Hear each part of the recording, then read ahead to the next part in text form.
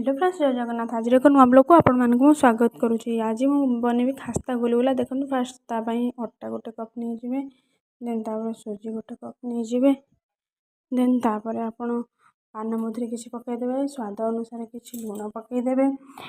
ठीक परिमाण ने ठीक गुलगुला ठीक ठाक बनब। देन तापर आपण चीनी नेबे, चीनीटा ग्राइंडिंग कर नहीं पारे ना सेमती भी नहीं पारे, पानी रे सेटा मेल्ट हो। देन तापर आमे नहीं किसी तेल कि घी नहीं भल भाव में गोलेदवा। भलसे खास्ता भाव में गोलेले सेटा आम खास्ता गुलगुला बोलो, ना भल भाव में हम ना।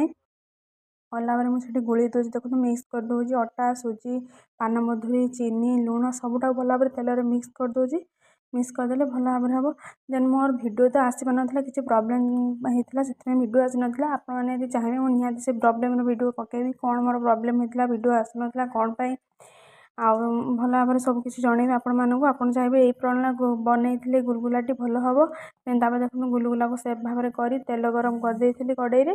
देन गुलगुला सेफ कर छाड़ी देती। देखो गुलगुला टी देखो केमी हो तेलटा बेसी हिट करेंगे, नॉर्मल रखिए, बेसी हिट नुहे कि बेसी ठंडा नुहे। देन तापर गुलगुला कलर चेंज हो गलानी। भिडियो भल लगी निहाती सब्सक्राइब करेंगे, मत बहुत सारा भल पाइबा दिखाँ, सपोर्ट दिखाँ जमी आगे बढ़ी पारे।